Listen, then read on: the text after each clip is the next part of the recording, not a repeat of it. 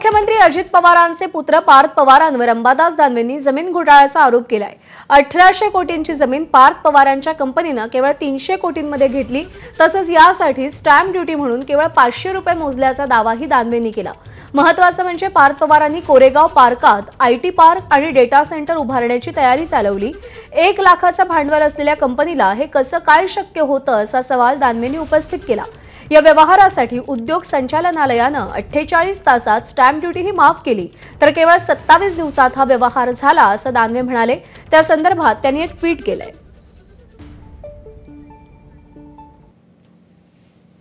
Ambadas दानवेंचं tweet असं आहे। अंजली दमानी यांचं ट्विट आपण आधी पाहूया। अजित पवारांची ही केस एकनाथ खडसेंसारखीच नाही का? मुख्यमंत्री देवेंद्र फडणवीस आता त्यांच्या लाडक्या उपमुख्यमंत्र्यांवर कारवाई करणार का? पार्थ हे अजित पवार डायरेक्टर असलेल्या अमाडिया होल्डिंग्स एलएलपी नावाच्या कंपनीनं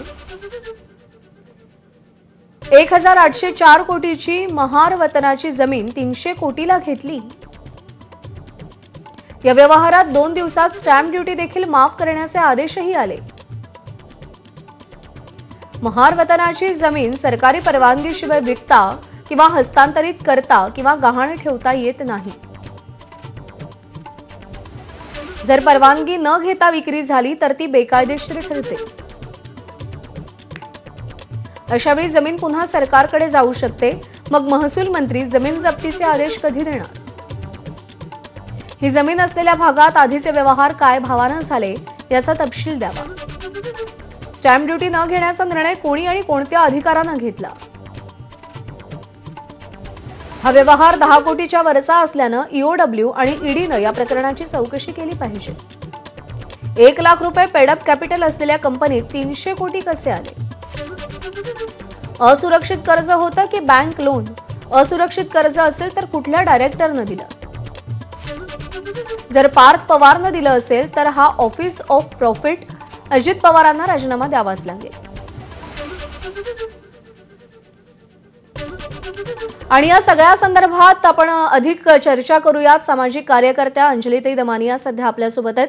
अंजलीताई, या संपूर्ण व्यवहारामध्ये तुमची निरीक्षणं काय आहेत?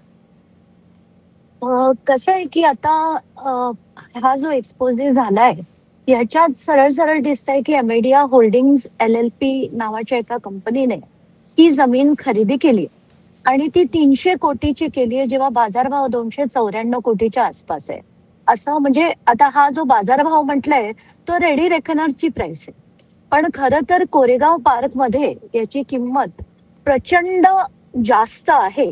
म्हणून माझ्या त्या ट्विटमध्ये मी अशी देखील मागणी केली आहे की त्या कोरेगाव पार्कच्या त्या एरियामध्ये त्याच्या आधीचं झालेल्या जमिनीच्या व्यवहाराचं तपशील काढावं आणि त्याच्यावरनं अंदाजित खरी तिथली जी जमिनीची आत्ताची किंमत आहे ती कळेल। कारण ह्याच्यात मोठ्या प्रमाणात काळा पैशाचा म्हणजे कॅशचा व्यवहार झाला असावा असा देखील डाऊट येतोय। पण आता आणि काही जी माहिती मिळते तिकडनं लोकली ती अशी आहे की तिथल्या लोकांना जमीनधारक जे होते त्यांना त्यांचे पैसे देखील मिळाले नव्हते। काही लोक तर म्हणतात की आम्हाला 5,000 रुपये देऊन पॉवर ऑफ अटॉर्नी आमच्याकडनं घेतली होती। एकाने तर असंही सांगितलंय की तो 5,000चा जो चेक होता तो देखील बाउन्स झालाय। तर इतकं गंभीर विषय हा विषय आहे की ह्या जमिनीची किंमत आता एका चॅनलने 1804 कोटी अशी सांगितली। जर 1804 कोटी आणि ज्या दिवशी यांनी हा व्यवहार ठरवला म्हणजे 22 एप्रिलला त्यांनी एक ज्याला आपण रेझोल्युशन म्हणतो ते पास केलं की आम्ही याच्यावर आयटी चा एक हे सुरू करणार आहे आणि 2च दिवसात त्यांना स्टॅम्प ड्युटी वेवर जे दिलं गेलं हा क्लिअर कट ऑफिस ऑफ प्रॉफिटचा विषय होतो। कारण कुठल्याही मंत्र्याला त्याच्या पदाचा दुरुपयोग करून आपल्या घरच्यांना आपल्या नातेवाईकांना किंवा परिवाराला कुठल्याही प्रकारचं ज्याला पिक्युनियरी बेनिफिट किंवा आर्थिक नफा आपण जे म्हणतो तसा देता येत नाही प्रिव्हेन्शन ऑफ करप्शन ऍक्ट प्रमाणे। पण आताच्या घटनेला ती अमेडा होल्डिंग्स नावाची एलएलपी जी कंपनी आहे तर ती एलएलपी असल्याने हे दोघं जण जे आहेत ते पार्टनर्स आहेत आणि त्या पार्टनर्सचं दोघांचं कॉन्ट्रीब्युशन हे 1 लाख रुपये दाखवले आहेत। जर हे 1 लाख रुपये कॉन्ट्रीब्युशन असेल आणि हा व्यवहार या कंपनी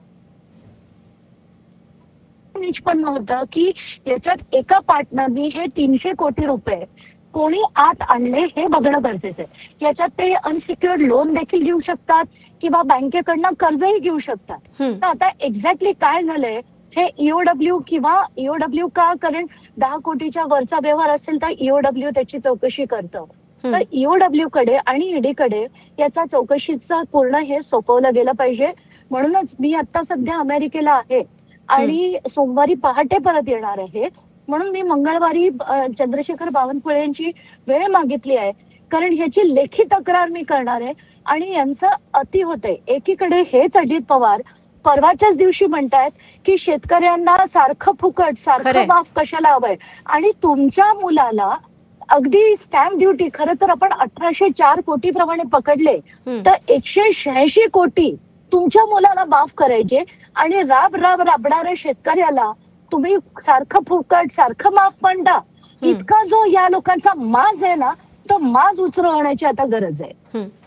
अंजलीताई, हा व्यवहार जो समोर आलेला आहे त्यातले जे काही धागेदोरे आहेत ते अत्यंत धक्कादायक आहेत आणि अपेक्षा आहे की या सगळ्याची सखोल चौकशी होईल आणि सत्य नेमकं काय आहे, कसा व्यवहार झालाय हे सगळ्यांसमोर येईल. आभार आपले, आपण सविस्तर प्रतिक्रिया दिलीत एबीपी माझाला त्यासाठी. आणि या बातमीसह बुलेटिनमध्ये आपण आता इथेच थांबूया. पुढचे अपडेट्स माधवी सोबत पाहत रहा एबीपी माझा.